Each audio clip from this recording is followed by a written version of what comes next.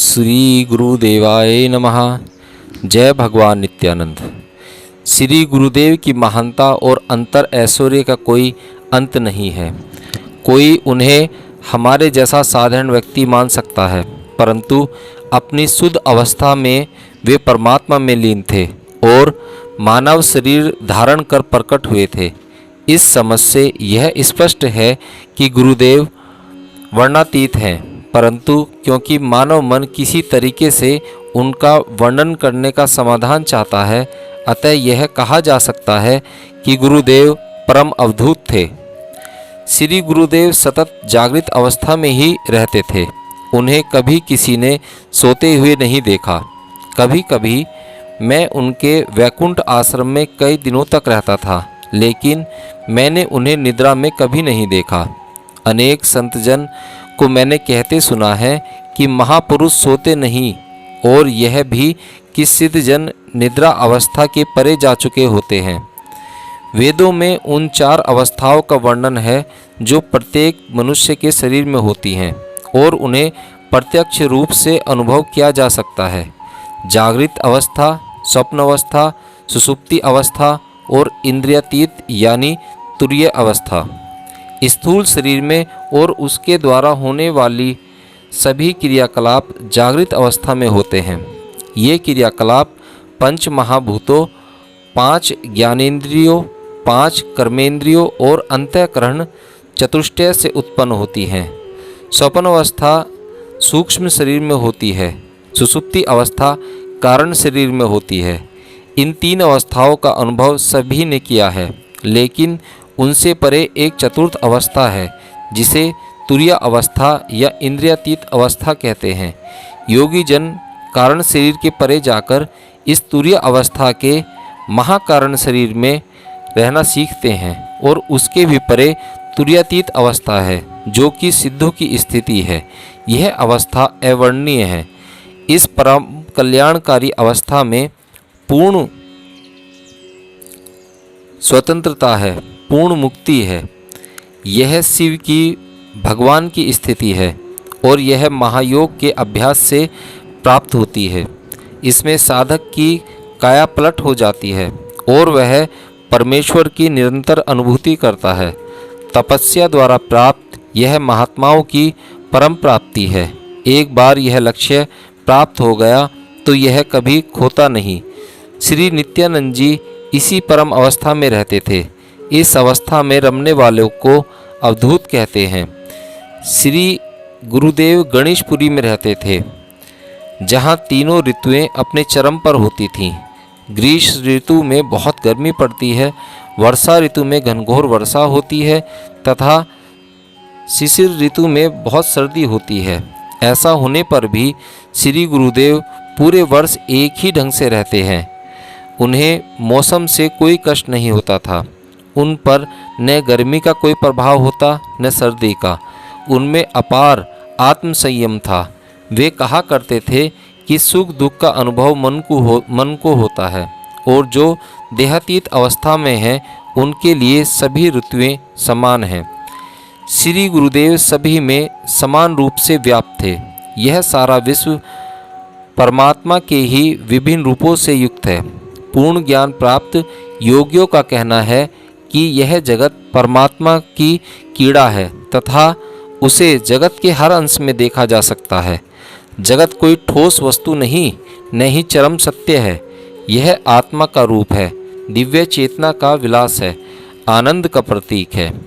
इस ब्रह्मांड नाटक पर अचंभित होते हुए कुछ लोगों ने परमात्मा को निपुणतम बहरूपिया, सबसे बड़ा अभिनेता कहा है, जो कोई भी अभिनय कर सकता है, क्योंकि वह एकमेव और अविभाज्य होकर भी स्वयं को लाखों रूप में प्रकट करता है, और माया द्वारा वह हर कीड़ा में भाग लेता है। निष्क्रिय होते हुए भी वह सक्रिय दिखाई देता है। मायाजाल और स्वयं माया भी परमात्मा के ही रूप हैं। यह सब परमात्मा की आश्चर्यजनक रचना और रहस्यमय सृष्टि है। यद्यपि वह स्वेच्छंद है, फिर भी शरीर धारण करता है। सर्वदानी होकर भी वह भिक्षुक का रूप धारण कर दान में जो कुछ मिलता है उसे खाता है। केवल परमात्मा ही इस संपूर्ण विश्व में वास करता है।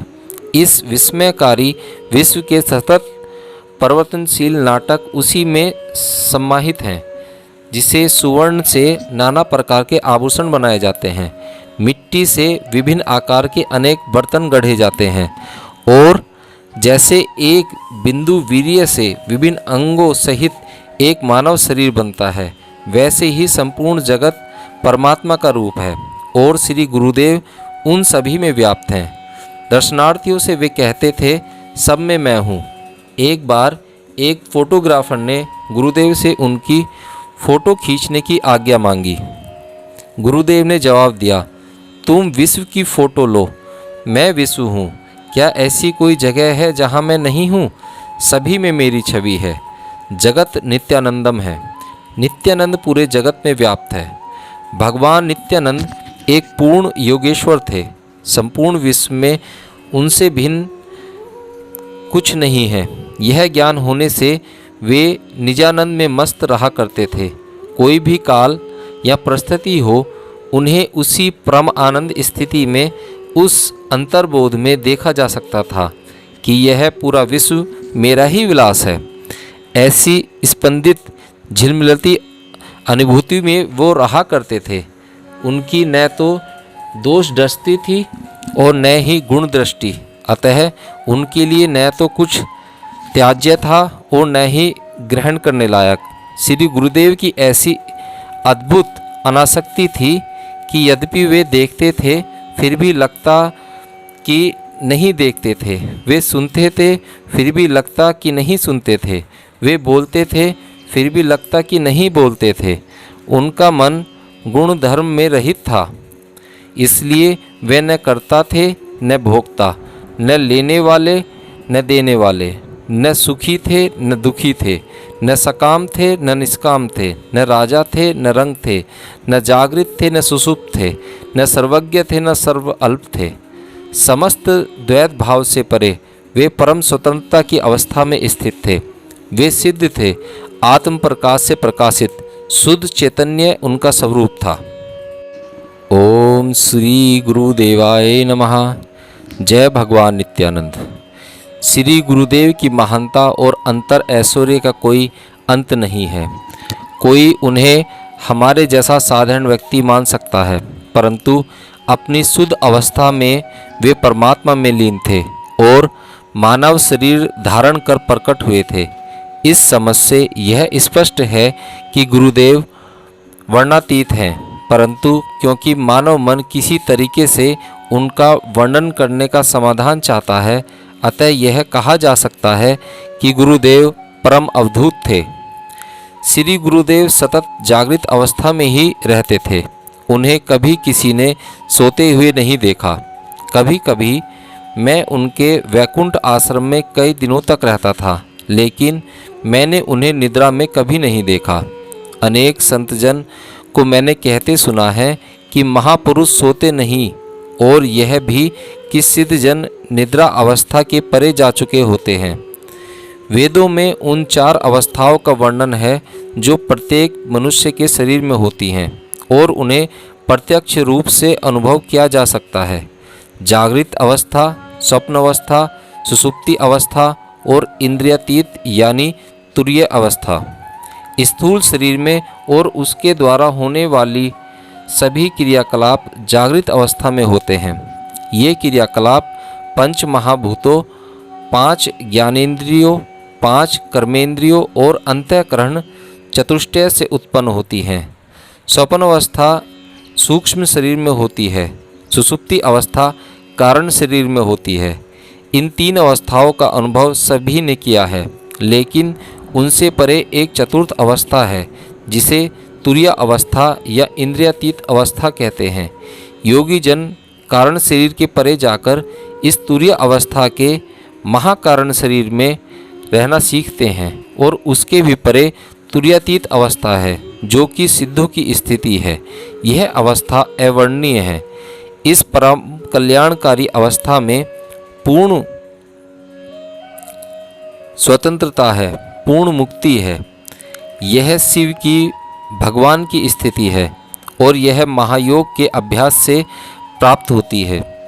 इसमें साधक की काया पलट हो जाती है और वह परमेश्वर की निरंतर